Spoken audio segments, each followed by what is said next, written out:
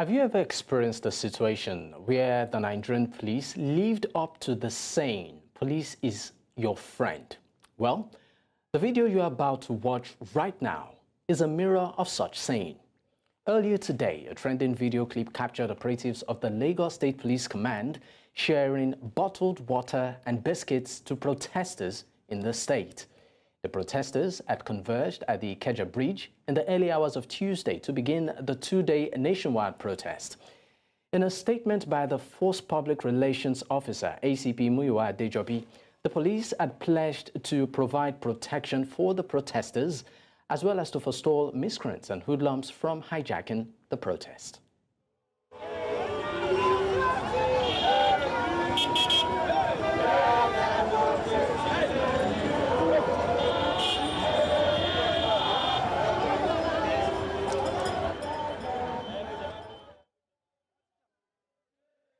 To discuss the protest, I am joined by legal consultant Bayo Sani. Thank you for your time, Bayo.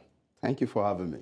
All right, now let's start off with looking at the legal implication of this protest. We know that before today, there was, a legal injunction preventing the NLC from embarking on this protest. In spite of the legal directive, they still went ahead.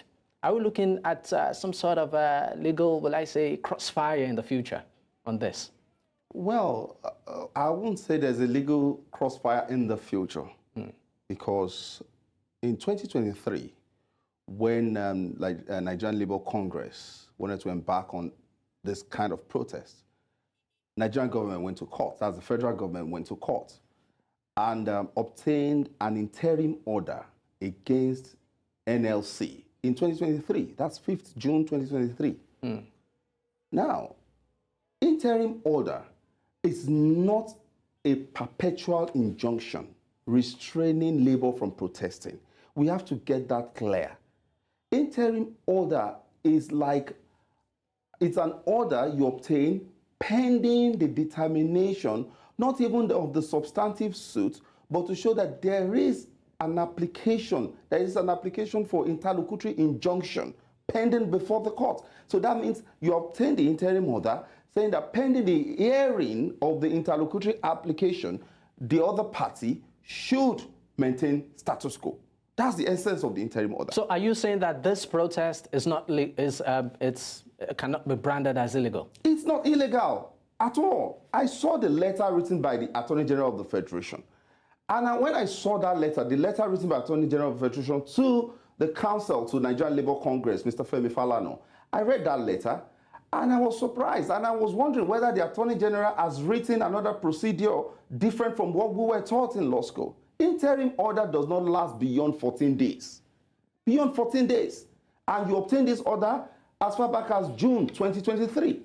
Now, look, the issues are now in two categories. There is a procedural issue here. You obtain an order against NLC not to protest based on an agreement that the federal government signed with NLC, which the federal government has not fully implemented. That's on one side.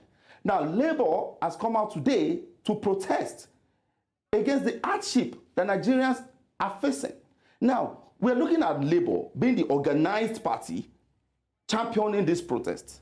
There are citizens of the federal government, of this country also, that have joined this protest. Not necessarily members of the Nigerian Labour Congress. There are other members of different forms of non-governmental organizations too. That's the organized labor organizations that have also joined this protest.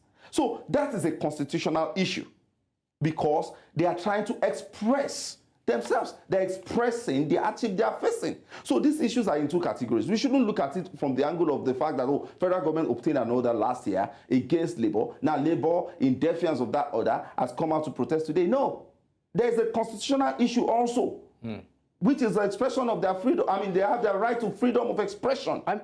This would lead me to ask you, just like you said, there are two issues right now. There is what the law, or no, the court order, and then there's the right, by the Constitution, your fundamental human right to protest. So this looks like a conundrum. how can these issues be resolved such that we don't have, just a position of situations like this where is there a border, is there a line, that shouldn't be crossed in these areas? Look, the only line that shouldn't be crossed is to ensure, both parties must ensure that this protest does not go violent. So we don't experience what we saw in 2020, which Nigeria police did today. I mean, the Lagos State Police Command, by ensuring that not only giving protection to the protesters, also giving them food, supplying them with water. So are you saying, sorry to cut in, are you saying in spite of what the court says, you still have a right to protest? The only caveat here is it shouldn't be violent. No. What does the court say? Is there a subsisting order? That's the question. You ask the question, said in spite of what the court says, has the court said anything? We're talking about an order that was obtained in 2023, an interim order that, as far as I'm concerned, should have lapsed within 14 days. Because you obtained an interim order based on based on an interim application filed. Do you understand what I'm saying? Now, for the benefit of our viewers, interim order is an order you obtain from the court when you have filed a motion ex parte. That's an application that you filed without serving the other party, asking the court to give an order to that party to maintain status quo. Now, naturally, that order will lapse within 14 days. After 14 days, for you to hear the interlocutory order, that's an interlocutory application, which will now be a restraining order throughout the lifespan of that suit before you go to perpetual injunction, restraining order. No court will grant that kind of perpetual injunction. So we are looking at it from two angles now. All this interim order, whether they obtain interim order, whether the order is still subsisting, you see, that's the question now. They've obtained an order. Does federal government obtain an order against Nigerian Labour Congress? The question is whether that order is still subsisting. I think I've answered that. Now, the second question is can Labour or members who are citizens of the Federal Republic of Nigeria entitled to their fundamental rights as enshrined in the 1999 Constitution, can they go ahead to express themselves, to express their grievances against the federal government based on the hardship they are facing today? So it's not a matter of the fact that whether they are violating any order. We're looking at that's a procedural issue. But what they have done today is also a constitutional issue, which they have the right to do. All right. So when we are looking, okay. Sorry to cut, when we are looking at this protest, we shouldn't be looking at Nigerian Labour Congress alone. We should be seeing those members as citizens of the Federal Republic of Nigeria. So instead of trying to gag them with one court order or the other, I think it's important that government listens to them. That's the only way you can that's the only way you can communicate with the people. Listen to their grievances.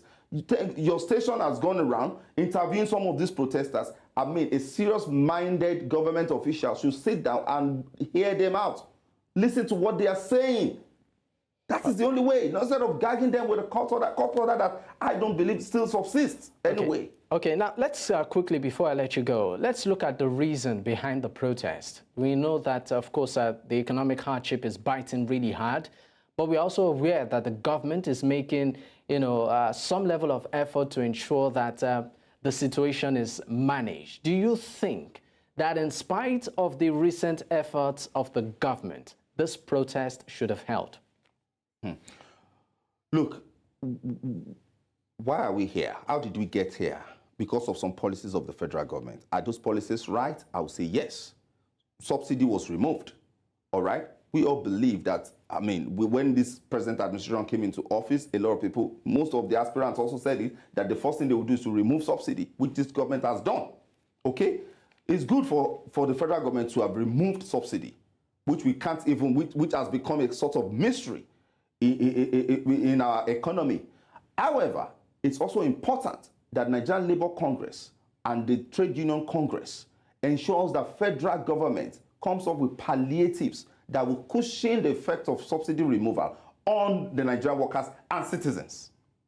So what is the basis of all this? They signed an agreement. They entered into a memorandum of understanding there were like 14 provisions in that agreement.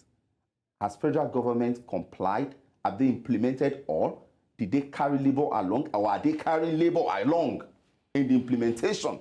These are the issues. These are the issues. You can't clap with one hand.